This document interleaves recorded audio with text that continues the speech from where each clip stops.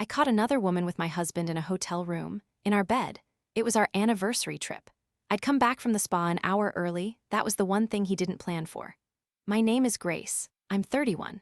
We'd been married 6 years, and it ended in the 4 seconds it took me to step back into the hallway. He had brought me to the rainy little town on the island where we honeymooned, back when we were broke and happy, and slept in a room that smelled like mildew and didn't care.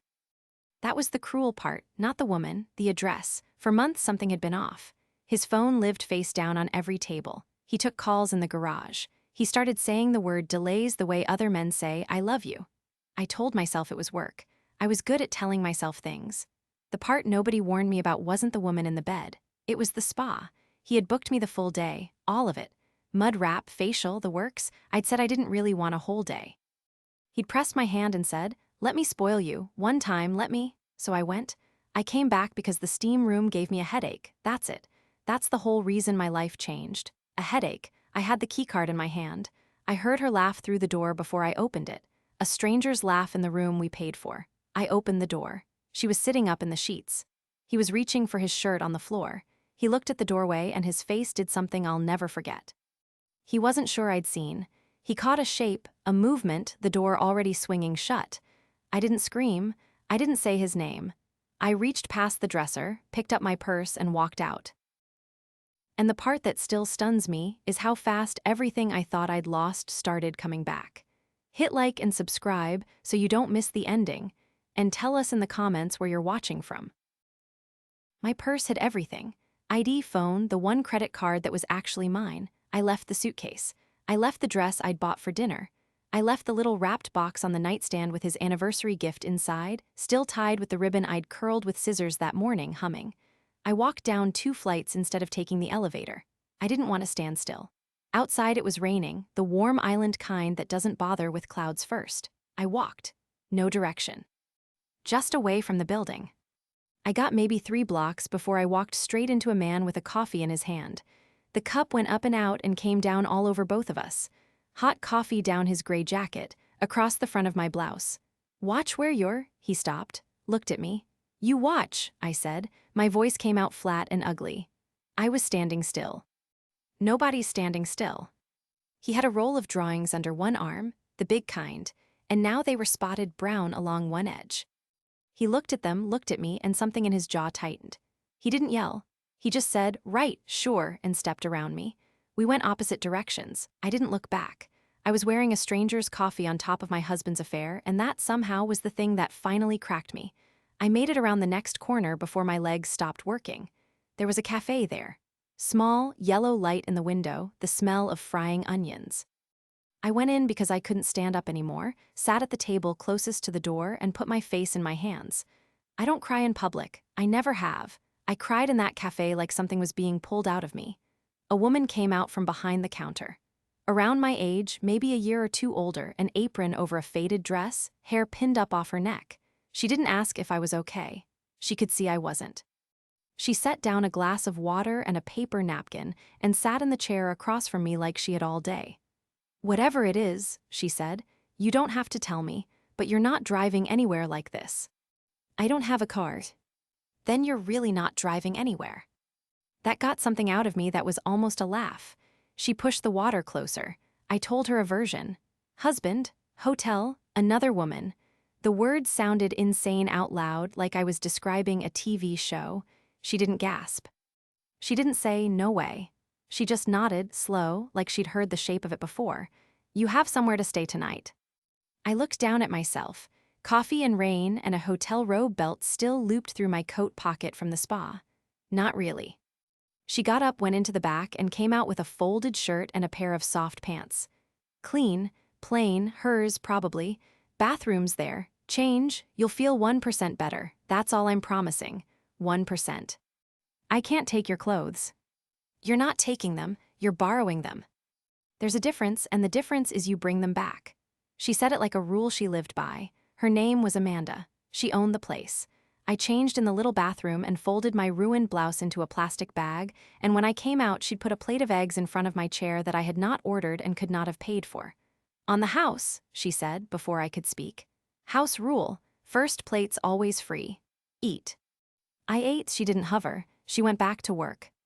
but every few minutes she'd glance over just to check I was still upright.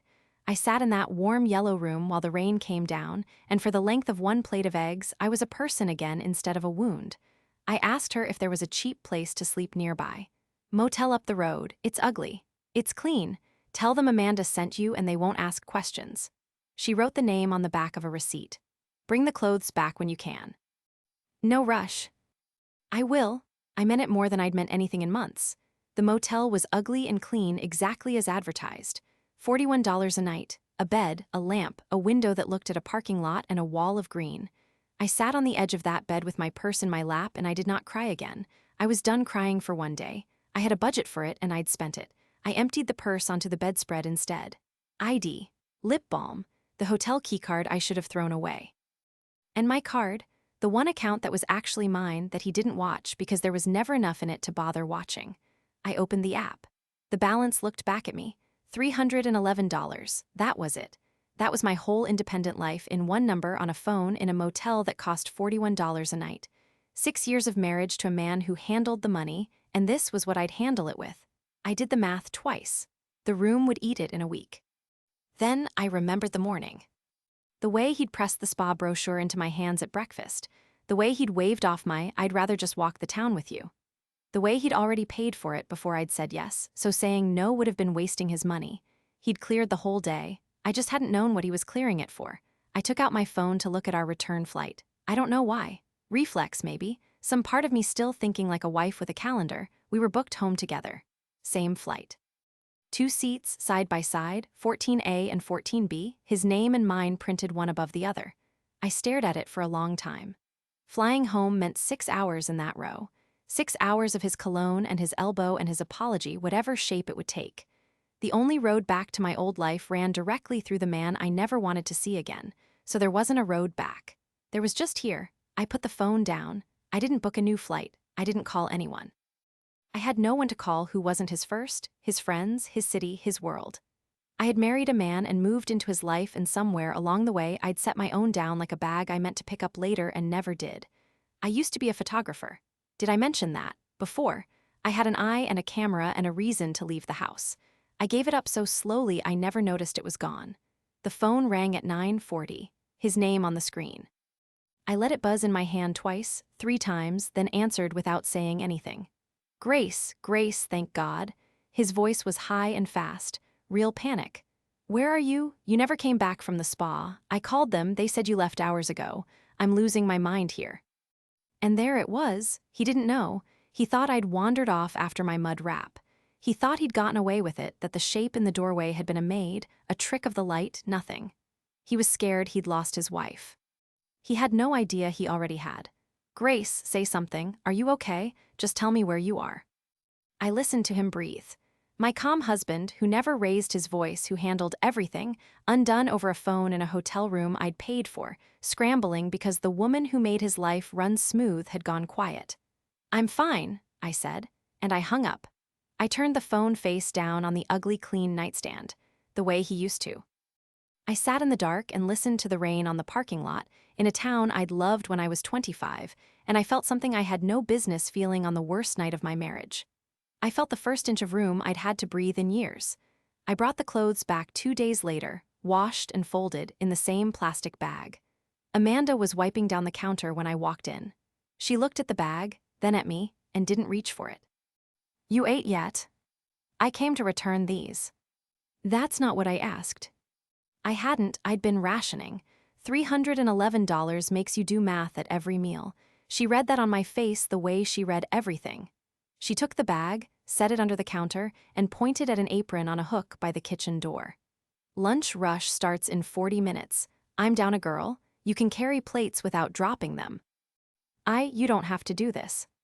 I know I don't. She was already tying her own apron tighter. I'm not a charity. You'll work and I'll pay you, and at the end of the day we're square. That's not a favor. That's a job, you want it or not. I wanted it more than I'd wanted anything in a long time. I put on the apron. My hands shook tying the strings. The first shift was a disaster, and she let it be one. I brought the wrong order to a table of fishermen. I dropped a fork and apologized to it. By 2 o'clock my feet were screaming in shoes meant for a spa day. At the end, she counted bills into my palm. Not many, but they were mine, earned, warm from the register. I stood on the sidewalk and looked at that money like it was the first thing I'd ever owned. I came back the next morning before she opened. She unlocked the door, saw me in the rain, and didn't act surprised. "Coffee's not on yet," she said, and held the door. I asked her once, that first week, why a stranger off the street? She didn't stop wiping the counter. "My grandmother used to say you don't get to pick which strangers God sends to your door. You just get to pick what you do when they show up." She shrugged. I stopped arguing with my grandmother a long time ago. That was all. She didn't make it a speech. She went back to the dishes. The days started to stack. I learned the menu. I learned which regulars wanted decaf and which lied about it. There was a fisherman named Sal who tested every new girl by ordering things that weren't on the menu, and on day 3 I called his bluff and brought him plain toast and a lecture. After that, he tipped in quarters and called me the one who stayed. I moved out of the nightly motel into a weekly rate, then into a back room a friend of Amanda's rented cheap, with a hot plate and a window full of green. I bought sheets at the discount store. I owned sheets. One night the rain stopped early and the sky did something absurd over the parking lot. Pink, gold, a green I had no word for. My hand went to my phone before my brain caught up. 12 pictures, moving 3 feet between each, waiting for the light to drop. My husband used to glance at my phone and say, "Cute," in a way that made the thing in my hand feel small. I kept all 12. I set one as my lock screen. A parking lot. My parking lot. The man in the gray jacket came in at the end of my first week. A roll of drawings under one arm, mid-morning. He went straight for the corner table by the window like it was assigned to him. I came over with a menu before I looked at his face. Then I looked at his face. The man from the sidewalk, the coffee, the nobodies standing still. He recognized me the exact same second. His eyebrows went up. "You work here?" He said it almost like an accusation, like I'd moved into his living room. "Since when?" "Long enough to know where the water glass goes. Since when do you act like you own the place?" He glanced toward the kitchen, then back, and let it go. "For the record, the day with the coffee, I was having a bad week and I dumped it on a stranger. That wasn't me. I poured the coffee on you." I walked into the pour. The corner of his mouth moved. "We can split it, 60-40. "Which way?" "Whichever lets me come back for pie." He put out a hand. "Elliot." "Grace." Black coffee, the oldest pie. 2 hours frowning at his drawings. Then he was gone and the corner table was just a table again. He kept turning up. I didn't track it exactly. I was new, I didn't have a baseline for who came when. He was just one of the faces the place handed me, a man in a gray jacket at the corner table, there often enough that I stopped being surprised to see him. We fell into a rhythm without deciding to. He'd ask what was good. I'd tell him the truth, which was usually the pie nobody else had touched, and he'd order it anyway and rate it afterward like a judge. 6 out of 10. The crust had ambition. I started leaving him the window booth even on busy mornings without admitting to myself that I was doing it. He started saying thank you by name. Small things, nothing you could point at. One morning he watched me wrestle a tray of waters through a packed room without spilling one and said, "You've got good hands." Then he turned red and looked at his drawings, and I went to the kitchen and stood by the cold sink for no reason at all. With my second week of wages I bought clothes. Real ones. A green jacket, a scarf, things that weren't borrowed or from a hotel gift shop. Small things. Mine. He clocked the jacket the first morning I wore it. "That's new," he said. "The green. It's good on you." Then he went right back to his screen like he hadn't said it. I stood at the counter and rolled silverware and did not smile. Because here's the thing about being married to a man who never looked up. You forget you're a person who can be seen. You start dressing for no one. And then a stranger at a corner table notices a green jacket, and something you'd written off as dead a long time ago rolls over and opens one eye. I told myself not to make it more than it was. He was just a charming man, the kind who makes everyone feel noticed and means nothing by it. And I had proof of that, didn't I, because he was like that with Amanda too. The easy way he leaned on her counter. One rainy afternoon, they bent over his phone and laughed at something for a solid minute, the loose, helpless way people laugh when there's history underneath it. Another day, he pulled a screwdriver from his truck and fixed the wobbling leg on table 4 without anyone asking, then ate his pie like he hadn't. See, I told myself. He's just like that, with everybody. The jacket meant nothing. A few days later, a tour van broke down outside and dumped a dozen wet, cranky tourists into my section. One older woman was crying because she'd missed a whirlpool she'd flown 4,000 miles to see. I refilled her coffee and told her the back road to the next one, the one the vans don't take. She held my face in both hands like I was her own and made me promise to come find her on the mainland. "You're good with the broken ones," Amanda said, watching the door swing shut behind her. "Takes one to know one." She laughed for real the first time I'd made her laugh, but the jacket wouldn't stay nothing. His lines kept landing. Dry little things, said sideways, never reaching for it. He called a soggy pie structurally unsound. He told a tourist we had 2 seasons here, rain and about to. I'd be carrying a tray and one would catch me and I'd have to turn to the window so he wouldn't see it work. I got good at hiding it. I did not want him to know he was funny to me, and I kept noticing things I had no reason to file. The honey he called Amanda. The way she made him something off the menu without a ticket. I'd catch myself watching it and not understand why my jaw had gone tight, and I'd tell myself I didn't understand, which is a different thing than actually not understanding. My husband's calls had changed by then. The first nights he'd been frantic. Now the voicemails came lower and slower. One evening I picked up, to hear it for myself. "Grace, okay, you're angry, but you didn't even let me explain." "Explain. What you think you saw wasn't what it was. You walked in on the worst possible 3 seconds and built an apocalypse out of it. Nothing happened. I had too much to drink, it was stupid, it meant nothing, and you've blown up 6 years over it. Nothing happened. Come home and I'll prove it. This isn't you. The Grace I know doesn't run off and stop answering her phone and disappear. That's not who you are." There it was, the trick. He'd tell me who I was and I'd believe him and I'd become it. For 1 second the word sorry was right there in my mouth. "I have to go," I said instead, and hung up and turned the phone face down the way he used to turn his. I sat in the dark and one small voice in me was still asking the question he'd planted on purpose. What if I'd overreacted? What if it really had been 3 bad seconds? I knew what I'd seen. But knowing and feeling live in 2 different rooms, and he'd always had a key to the second one. The next morning Elliot's line caught me again, mid-pour, and I laughed before I could stop it. Out loud. He looked up, surprised and pleased. I walked away fast with my face hot, and I did not let myself ask why it mattered that he looked pleased. I told myself a lot of things that week. That I was tired. That I was lonely, and lonely people latch onto the first kind face. That the warm feeling under my ribs when the bell over the door rang was nothing, was hunger, was nerves. I was very good at telling myself things. I'd had 6 years of practice. None of it took. The feeling stayed exactly where it was, low and steady, and waited for me to stop lying. It crept up on me over weeks, not days. That's the part people get wrong when I tell it. There was no single morning. There was just a slow tide coming in while I pretended my feet were dry. One morning, he was glaring at a floor plan like it had insulted him. "Bad week again?" I set down his coffee. "Bad kitchen. The client wants it where it can't go, comes out dark as a cave." I looked at the drawing without meaning to. Lines, rooms, little arrows for the light. I used to chase light for a living. "Move the window," I pointed. "You're fighting it. Let it come in from there and the room stops feeling like a closet." He stared at the page, then at me. "How did you?" Lucky guess. I picked up his plate and walked off fast. A few days later, there was a small paper bag on his table with my name on it. Inside, a second-hand book. Old photographs, all about light, the kind I used to keep stacked by my bed. I brought it back. "I can't take this." "It's not a gift, it's a consulting fee. You fixed my kitchen. A real consultant would have charged $300 and a lunch." He didn't look up from his laptop. "Keep the book." "You got me off cheap." I kept the book. I read it that night, cover to cover, on my discount sheets. That was when it stopped being safe.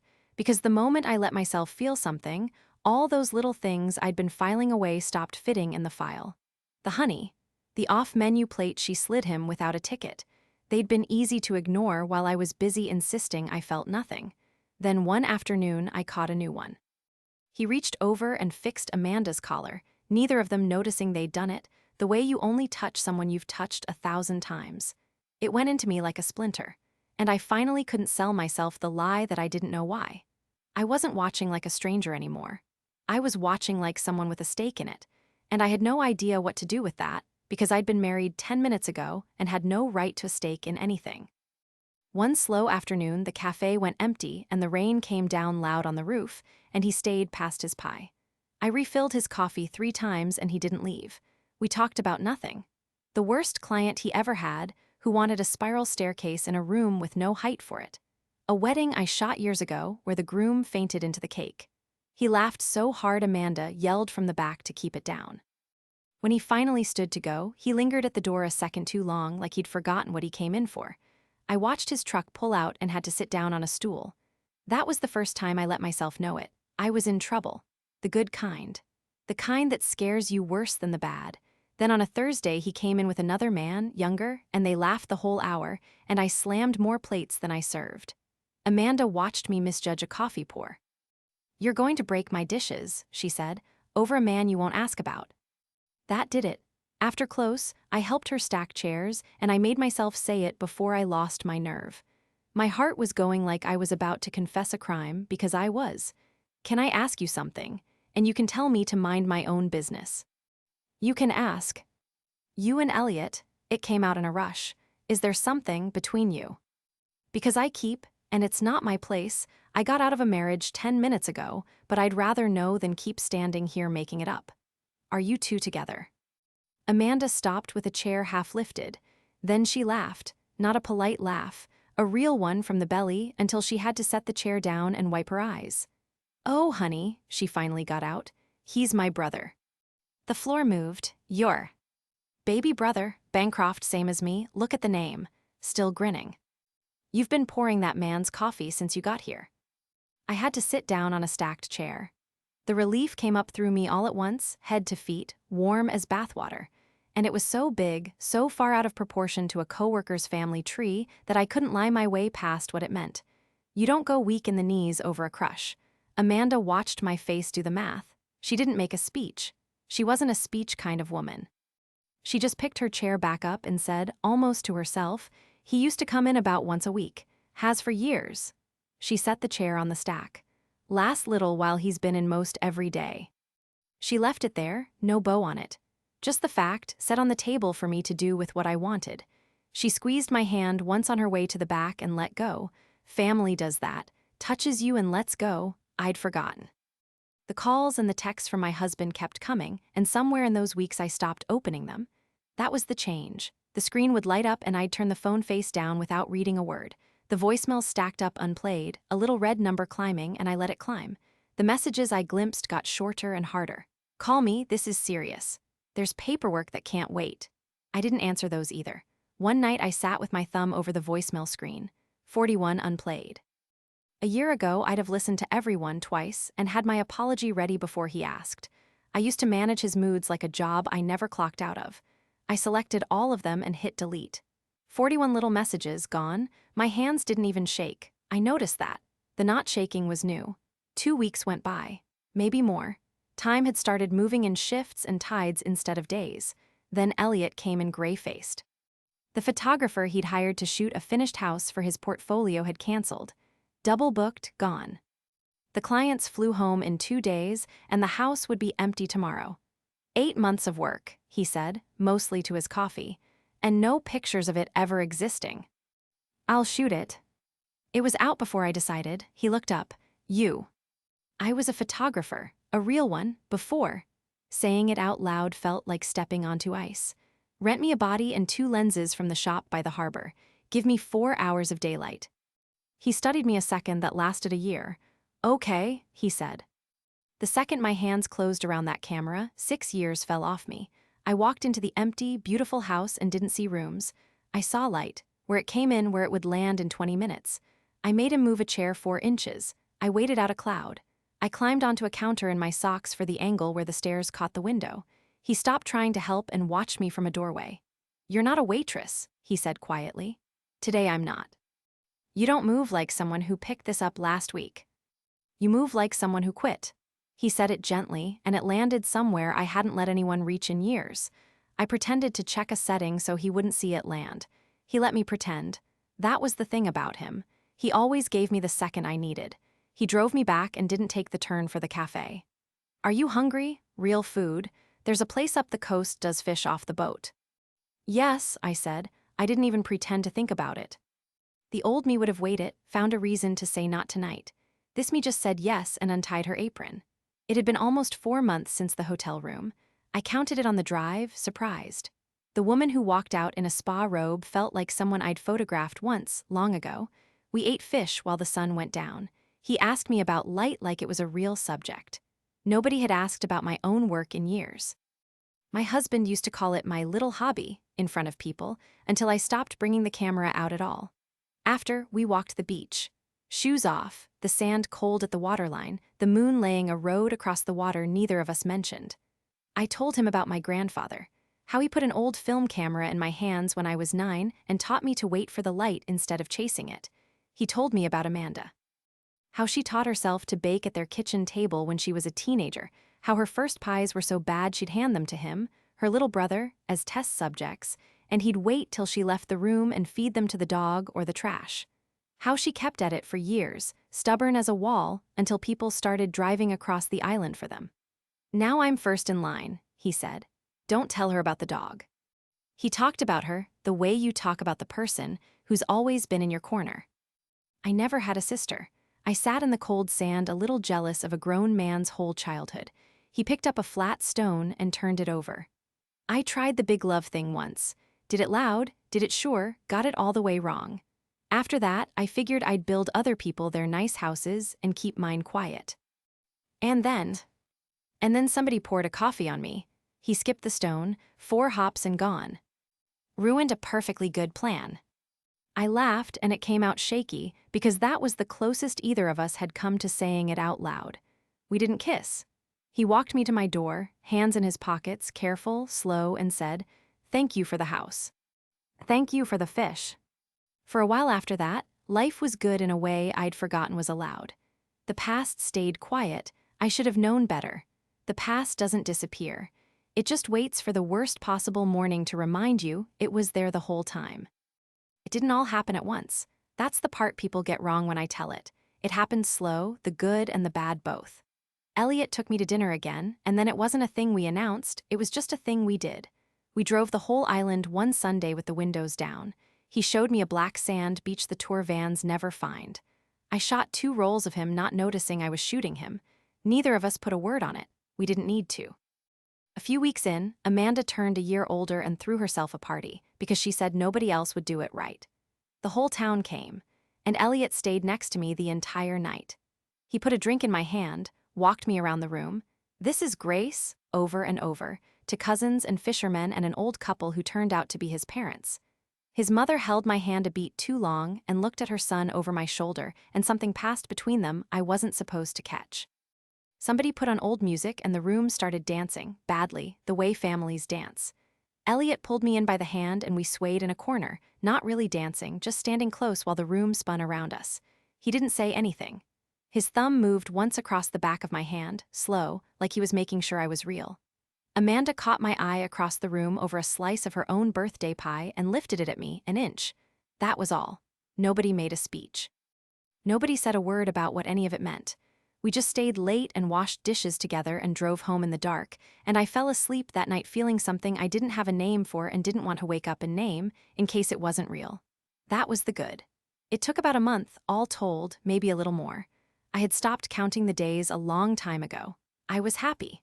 I want that on the record because of what came next. It came on a Tuesday morning while I was tying my apron. A number I didn't know. Mainland area code, our area code.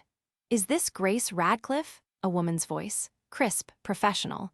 "I'm with the title company handling the closing. We've been trying to reach the owner directly for 2 weeks. It's urgent we speak with the owner." The owner of what? A careful pause, the kind people make when they realize they know more than you do. Coastal Anchor Holdings. You're listed as the sole member. We can't close the sale of the company's property without your signature, notarized. Your husband told us you were traveling and hard to reach. My husband doesn't own a company. Another pause. "Ma'am, you do. You're the only name on it." I told her I'd call her back. I took off my apron. I sat in the back booth and did the thing he'd counted on me never doing. I looked. The state's business registry is free. Anyone can search it. I typed the name she gave me. Coastal Anchor Holdings, LLC, sole member, Grace Radcliffe, date of formation, a little over 2 years ago. I knew that month. I knew the kitchen table, the stack of papers, the pen already uncapped. Just tax stuff, babe, boring. Sign where the little flags are. We'll miss the reservation. I'd signed where the little flags were. We'd made the reservation. I sat in that booth while the whole marriage rearranged itself behind my eyes. The money that came from nowhere, the phone face down, the delays. It wasn't one woman in a hotel room. There'd been a whole life I never saw the edge of, a man who picked up strangers from apps the way other men buy gum, who ran his money through schemes and then hid the whole machine inside my name, where the people he was running from would never think to look. On paper, I owned everything. On paper, he owned nothing. He'd made himself a ghost and used me as the house he haunted. And now that I was looking, they were everywhere, the things I'd swallowed for years. The night he had me sign a lease guarantee for an office I never saw. The credit card in my name I was told to never use, just keep. The way he'd hand me a pen at dinner, dessert not even cleared, and frown if I tried to read more than the line above the signature. I'd thought it was trust. I'd been proud of it. Look how much we trust each other, I used to think, while I signed my name onto the things that would have buried him. I sat with my hands in my lap and thought about our wedding. He'd cried during the vows. Actually cried, and I'd held his face. I don't know which part of 6 years was real. Maybe none of it. Maybe a man can weep at his own wedding and still, 2 years later, look for a name to bury his crimes inside and pick yours because you'd never check. Amanda found me staring at the wall. You've got a worse face on than the first day. I don't think I ever knew him, I said. Not one day of it. She didn't ask. She took the apron out of my hands and pointed at the door. Go home. Whatever this is, you're no good to me, white as a sheet. Go. I called the lawyer the title woman recommended, a tired-sounding man 2 islands over. He listened, asked 3 questions, went quiet. Mrs. Radcliffe, I'll tell you this so you sleep. You signed something you didn't understand, you got nothing from it, you didn't know. That makes you a victim of this, not a partner in it. He let it land. And legally, you're the wall. He can't sell, move, or touch a cent of it without you. He's been blocked for weeks. That's why they're calling you. I asked if it meant what it looked like. It means he's been at your mercy for a month and didn't want you to find out. He called that night. He'd heard from the title company they'd finally reached me. The reasonable voice was gone, so was the panic. This was a third voice, low and mean, one I'd never heard in 6 years because I'd never once been far enough out of his reach to earn it. So you talk to them. Good. Then you know it's simple. You sign a few things and we sort the rest out like adults. I'm not signing anything. Don't get cute, you don't understand what you're holding. Then explain it, like you explain the little flags. He laughed and it was ugly. You think you found yourself out there, pouring coffee in the rain. You think you're a new woman because some local's been buying you dinner. I went cold. How do you know that? A half-second of silence. Then he kept going, faster, like he hadn't heard himself give it away. I know everything, Grace. I've always known where you were. Did you think you just vanished? I had eyes on you the day after you left. I've seen the apron. I've seen him. Photographs, then. Somewhere on his phone, a man getting them for him. He'd been watching me build a life and saving it like evidence. You don't exist without a man to disappear into, he said, soft now, the knife going in slow. You did it with me. Now you're doing it with him. You have nothing of your own. You never have. You've been spying on me, I said. My voice came out smaller than I wanted. I've been protecting my interests. There's a difference. A pause, and I could hear him smile. You think the apron's a new life. It's a costume, Grace. You'll wear it until the next man hands you a different one. You don't pick. You just get picked. It went in because it was the exact thing I was most afraid was true. I hung up and turned the phone face down and sat in the dark while every good thing of the last 4 months curdled. He was right, wasn't he? I'd run out of one man's house straight into the warmth of another. I'd let a whole family fold me in over a handful of months. I was disappearing again, just somewhere kinder. Elliot came by an hour later. He'd gone to the cafe, found me gone, gotten, she's not feeling well from Amanda, and driven over with a paper bag of food because that's the kind of man he is. He had a look I'd never seen on him. Nervous, hopeful. I've been thinking, he said. You're paying by the week for a shoebox. I've got room. I'm not saying, I just mean you don't have to live like you're about to leave. Stay. With me. Let's actually do this. A day before, it would have been everything. I can't, I said. He blinked. Too fast. Forget I. No, I can't this. My hand was shaking. I can't explain it to you. I can't even explain it to me. I need you to go, please, right now. Grace. Please. He stood there a long moment, holding the bag of food, and I watched the careful thing in his face close like a door. The man who'd been hurt before told one more time that he'd read it wrong. Right, he said softly. Sure. The same 2 words from the sidewalk, the day we met. He set the bag on the table and left. I made it to the bathroom before I broke. I put my hand on the cold wall and came apart for exactly 4 minutes, no sound, because I'd learned that much in 6 years. You can fall all the way down without making a noise if someone trained you to. He stopped coming to the cafe. The corner table sat empty every morning. Amanda stopped making the black bacon. Neither of us mentioned it. The empty chair said enough. Amanda didn't push. On the 3rd day, she set a coffee in front of me and said one thing, not even looking up. There's scared and there's choosing. From outside, they look the same. They are not the same. Then she went back to work and left me with it. I didn't have time to figure it out. That night, my phone lit up with a text I actually read, the first in weeks. It was him, my husband, 4 words, I'm coming to handle this. He walked into the cafe 2 days later. Tan and pressed and wrong in that room, a man in resort linen standing in a place that smelled like fryer oil and rain. He spotted me behind the counter and smiled like we'd planned to meet. There she is, he said. The whole cafe felt it. A fork stopped against a plate. Amanda came out from the back and stood in the kitchen doorway, drying her hands, not leaving. You flew here, I said. You wouldn't sign. You wouldn't talk. What's a husband supposed to do? He pulled out a chair at table 4, the one with the leg he'd never know Elliot fixed, and sat like he owned it. He set a leather folder on the table. Sit, please, let's not do this in front of your colleagues. I came around the counter. I didn't sit. He opened the folder. Divorce papers on one side. On the other, a second stack, flagged with little colored tabs, the same little flags. Here's the kind offer, he said low, just for me. We end it clean. You sign the divorce, you sign these so the company goes back where it belongs, and you walk away with a number a lot more generous than you'd get fighting me. No lawyers eating it up. No years in court. He uncapped a pen, already uncapped. Sign where the flags are, like always. And I saw it, all of it finally, in one clean line. He wasn't here out of love or even spite. He was here because a real divorce meant lawyers, and lawyers meant disclosure, and disclosure meant someone would finally look inside the name he'd hidden everything in. He needed it quiet. He needed it fast. He needed it done before I understood I was holding his whole life in my hand. My husband, who never rushed, who handled everything, was sweating in a cafe in his good linen, sliding a pen at me. He was afraid. You really want to do this here, he said, glancing at the room. In front of the help, let me get a car. We'll go somewhere private, somewhere nice, talk it through like we used to. We never talked anything through. You handed me a pen. His jaw worked. I gave you a good life. You gave me a hiding place. The difference is I didn't get to know I was living in one. Sign Grace, be smart. I looked at the pen. I looked at the flags. I looked at the man I'd given 6 years to, and for the first time I saw all the way to the back of him, and there was so much less there than I'd been worshipping.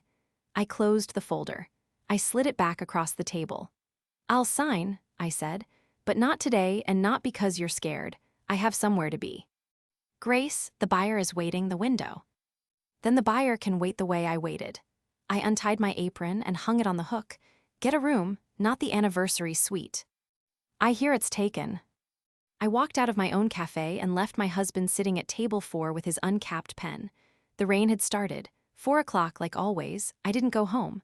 I went to the harbor to the little office where Elliot kept his drawings, and I knocked on the glass before I could talk myself out of it. He opened the door. He didn't smile. He had every right not to. I couldn't explain it the other night, I said. The rain came down on both of us and neither of us moved under cover. So let me try now. My husband spent 6 years telling me I'm nobody without a man to vanish into.